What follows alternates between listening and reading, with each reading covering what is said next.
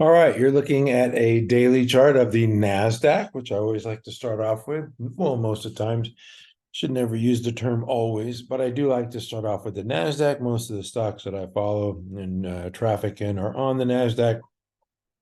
Today, you can see that it made another new low. It's been making these lows. I pointed out here many times these inverted hammer candles usually leading to lower prices, and it certainly has. It's been making lower lows. This is Monday, this is Tuesday, and Wednesday. Whoops, what happened? It got below 13 grand and it rallied back up. And now it didn't close near the highs of the day at all and form a hammer candle. It closed near the midpoint of the session, but it made that low at 12,963. So, it's undercut these prior lows. And like I said, this thing could definitely make a double bottom type pattern. Not predicting anything, but and I'm just taking one day at a time. But this could be a reversal in the start of a trend higher. I think you should get your popcorn and get your stocks ready in case this thing decides to rally. Maybe not this week, but starting next week and into October, we might see a little better tenor on the Nasdaq. I mean, the oversold conditions can be explained by, you can say it's oversold and it can become more oversold, but the stocks trading below their 50 simple moving average have reached the level of the October 13, this area here, when the NASDAQ bottomed here at 10,088. Also, the COVID lows of March of 2020 and the December 2018 temper tantrum. So those are the three, recent low areas. I'll go to a weekly chart and go through this because I don't have much else to talk about today. This is the temper tantrum lows here when Powell started raising rates and the market just sold right off, hated it, right? And then these are the lows here of the COVID lows here, which we all know we went through a real dark time. Of course, the market has rallied. Now the stocks trading below their 50 simple moving average are rivaling these two times. And we could see what happened after that. Not saying this is going to happen. I'm not saying that at all. But I do expect a rally from an oversold condition. That's all. And I think Q4 is obviously going to be better than Q3 because this thing peaked here at July 18th, right? Where am I? July 18th, right here. And it's been selling off ever since. So yeah, it was down a couple percent in August. There's July 19th, the peak, 1446. Made that 9% sell off here, rallied back up, and then now has made a double bottom type pattern. And it's down more than 12% off its highs, right? So yeah, it's getting a little oversold, but it could become more oversold. So we just take things one day at a time, be flexible, open-minded. Like I say, we cannot control the markets. We can only control the risk that we have and manage the risk that we have in the market. So that's what I like to do. I always like to be engaged in the market, own something, even at the worst times. This is Apple computers, or now I guess it's just Apple, no more longer Apple computers. But anyway, this one definitely made the double bottom pattern here that I talked about. Like the index, obviously this thing's mirroring the index. Today it did close lower, even though the index closed higher, but it made that low there of 169.05. So yeah, definitely took out the old low here from August 18th. So it could be worse. I mean, it's just forming a base. Could be better, could be rallying through its moving averages. But like I said, we just take things one day at a time, and that's what Apple's doing. Let's take a look at Microsoft. This one did finish up today, and it did undercut yesterday's low. And what was that? 309, yeah, 69. So undercut this low here. So, maybe these things, like I say, will form double bottoms, but they're going to have to deliver earnings here, and they're coming up in 3 or 4 weeks. So the proof is in the pudding. They're going to have to deliver the goods. And I know expectations are kind of low here. They've been lowered for Q4. And I think these mega cap tech stocks have the resources to just crush lowered earnings. This is Amazon, once again, same type pattern, double bottom, undercut. It's been down here, 125, 126 level. And so it's retesting it once again. But you could say that, this is just the, double bottom base pattern, kind of like the other stocks that I just showed you. Google, this one has been stronger than the others, but it's still trading below its 50. It had this little consolidation and a ripped higher, and now it's pulled back. But, like I say, they have earnings on October 24th, so they're going to have to deliver the goods here. Google, Amazon, Apple, Microsoft. What do I have next? Oh, Meta. They had a conference today and tomorrow. Introduce some AI products, and you can never tell by the immediate reaction. Of course, sell the news, right? But and it dropped a lot today. It was down to what, 286, and then rallied back up $11 to close. So it closed near the high of its daily range, 75% of its daily range, but still, trading 1.2% below its 50. Needs to rally through that area. But to me, this is a nice consolidation, nice shakeout today. And I'm looking for this one to trade higher. Not based on the news or their AI offerings. It's just more technical than anything. Tesla had a rough day today. Looking worse than Meta's. It's 4.7% below its 50, and these mega cap tech stocks are going to drive the index down when they're trading down like this. And the index was up today, but Tesla is certainly not helping. NVIDIA to me looks like one of the stronger ones. It made this low here and 403, and it retested it to like 409 recently. There's your low, 403. Retested it, but the shorts couldn't push it any lower than this. And so now it's starting to tick higher, and it's got to get through these moving averages here, which, some people might say that looks kind of like a bear wedge, but it does need to rally through there with some volume. And it's trading, what is it, 1% below its 10 and 5.7% below its 50. So these are downtrending short-term moving averages here, but the stock doesn't know the averages are there. The traders do, but the stock doesn't, and it needs to rally through there and trade higher with some power here. Anyway, that's it for the mega cap tech stocks. I have to go through those just because there's such a large part of the index. I do want to point out just the relative strength today in the coal stocks. They've been showing strength. I've been featuring these. I talked about this bull wedge pattern, like that's the only little opportunity these things are going to give you, when they pull back like this for a couple days and then they rip higher, they pull back to moving average and trade higher. And I point out this long consolidation period, and now it's trending higher. It's not going to do this again and make it all nice and easy for you to buy the stock. This is going to be a hard one. And this is the top performing group. How about that? Number one, coal. Who would have thought? CEIX is another one in the coal group. And this one, same thing. The pullback to the moving average is that little wedge pattern. It keeps doing it. Did it here. Did it here. And it did it right here. And if you didn't get it, you missed it, right? And now it's going higher. HCC, Warrior. This is the one I like. I don't know why. I don't know anything about coal, to be honest. I just like the patterns, and I like this one. It has a long consolidation like we saw in AMR, because when you go back here to March of 2022, you've got this long consolidation pattern, and now it's starting to break out of this pattern here and starting to trade higher. So, Darvis would call that a box, right? A box breakout.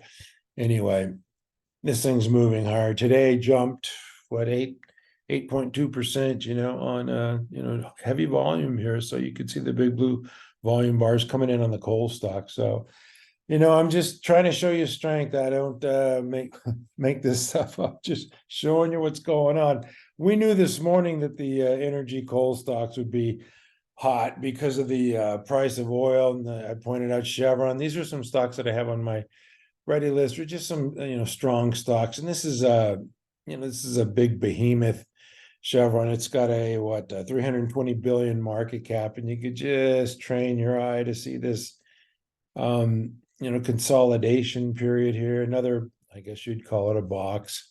You could call it a box, but looks like it wants to break away from this. And let's take a look at the weekly. It's still consolidating within the weekly. I wouldn't wait till $190 to buy that thing. I'm not going to anyway. I have it on already listed like 166.80. So that one looks good. XPRO is another one that we have on our list. This one's been giving, unlike the coal stocks, this one's giving you plenty of time and opportunity, long consolidation period, long handle area. And it's up, 6.4% this week. Not a bad move for XPRO.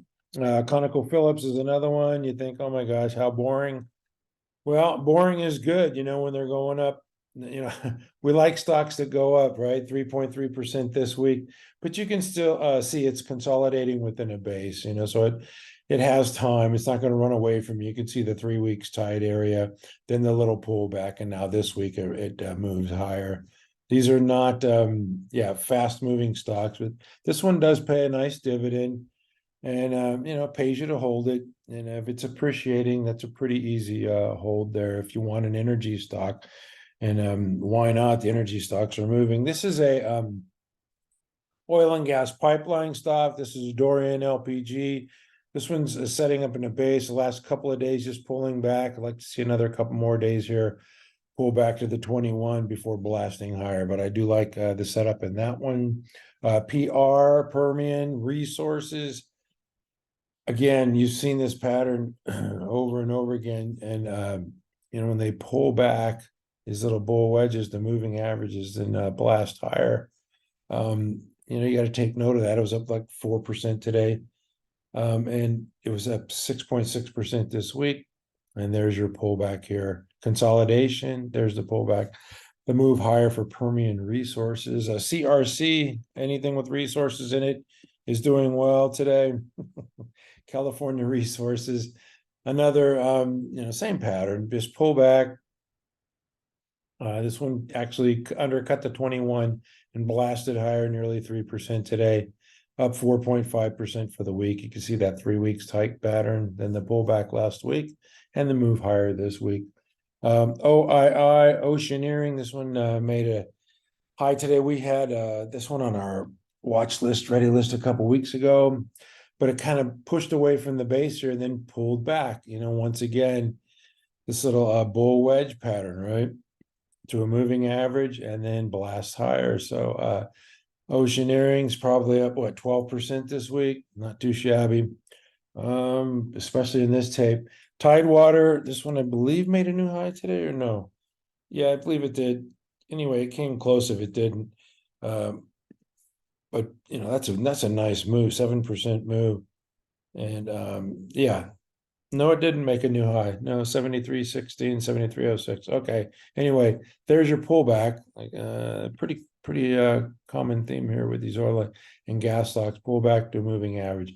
Blast higher. Tidewater's up 10.7% this week. So not bad. Anyway, that's the energy and coal stocks. I could show you a ton of junky stocks that are weak and being sold, but I'm not going to do that. I'm just going to show you some stocks that are showing strength. I'm not saying that I own them or I like them, just observing the fish tank here. Sprouts Farmers Market, stands to reason with higher prices these guys would be doing well, I guess. There you can see the consolidation here, the 3 weeks tight pattern. This thing's moving higher. So showing relative strength, and can't argue with that. Sprouts is doing well. I go there all the time. Alternative to Whole Foods. This is Williams Sonoma. They had their activists putting money into this thing at Gap Tire. Pull back slightly on Tuesday, and then rallied back up today. But to me, that's showing tremendous strength in a weak tape, up 12% this week. Nice consolidation here at 3 weeks tight, pull back, and bam, the move higher. So very nice. Congrats to the longs here in Williams-Sonoma. CrowdStrike, this is one that I like, one that I own. They just announced last week at a presentation, they upgraded all metrics on everything, and stock didn't go anywhere. Maybe we'll have a delayed reaction, but eventually it'll be rewarded, I believe. And this one is just in this little box type pattern here and looking to break out. And I believe it will. Maybe it won't, but I believe we're going to see something like this above the 172.64. Anyway, time will tell. That one's just consolidating. If you look at the weekly, yeah, it's a flat-based pattern, but it needs more time. This is one of those ones that, kind of needs more time. I showed a lot of these stocks that need more time, like Uber and Amazon, and there's just a lot of them out there that need more time, and they're getting the time here as they're pulling back.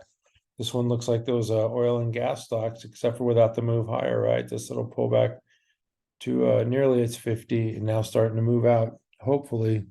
MUSA, this is like CASY, except for it has an oil and gas component, so it's doing better than CASY. You can see this short little consolidation period, and then it blasted higher, I believe, on CASY's earnings, and then it traded in concert, and now has been up the last 3 weeks. So since I mentioned CASY, better bring up CASY, and this one, gapped higher in earnings. Now it's pulling back, letting the moving averages catch up. It traded down to its 10, but doing nothing wrong. CASY looks fine. I guess they have great pizza. ANET, this is another one that consolidated for a long time. This did not pull back like the Nasdaq, from when was it, July 19th. It was around this area here, July 19th. Yeah, so it's quite a bit higher. July 19th, the Nasdaq pulled back 12%. This one's trading higher, showing strength, pulling back to moving average with this little wedge type pattern, but it's got to show support there and bounce higher. Has not bounced yet. I want to show Abercrombie and Fitch. Definitely don't want to show Ford Motors. Abercrombie and Fitch, because this one gapped higher in earnings, pull back to a moving average. Once again, this little wedge action to a moving average, and now blasting higher. And this is up 7.5% this week. Not a bad week considering the tape. CLS is another strong stock, pulling back to a moving average. Now today moving higher 3%, gapped higher in our earnings here. Big move, not to be ignored. Took a while for it to pull back to its moving average, but anyway, that one looks good. FN, Fabrinet, the electrical contractor manufacturing stock, gapped higher in earnings, pulled back to its 21, found support, now moving higher. And this one is up this week. You can see that little action here, like forming a little base. So that one looks good. And the last one I'm going to show is, AKAM. Yeah, this is on our ready list. Like this one, it probably needs more time, gapped higher and then held its gains, pulling back to a moving average here, which I like. I would even like it more if it pulled back to the 21 on lower volume. But yeah, AKAM is definitely one to watch. And anyway, that's it for me today. It's the last couple days of September here, the Thursday and Friday. Powell's going to speak tomorrow. We got some PCE inflation data coming in on Friday, so it should move the index a little bit. But starting next week, October, I expect a little better tenor in the market, and just the oversold conditions need to be burned off a little bit, and a little, like a relief rally. But I did lie, because I'm going to talk about one more thing, and that is the IPO market. And the IPO market, people are excited because it's been so long, like, I don't know, a year and a half, maybe 2 years since we've had any decent IPOs come to market. But this is ARM, and this is where the retail people get screwed. I'm sorry, excuse my French, but who makes the money on these things? The insiders do. and they bring it to market and they run it up to $69, and the retail folks want to own it, so they jump in. Now everybody's underwater here at $52, and it just really stinks. You just got to let these things play out. Don't jump in. Fools rush into these things. NVIDIA wanted to pay $40 billion for ARM, and it's got a market cap of $54 billion. So why would you pay $14 billion more than what NVIDIA thought it was worth?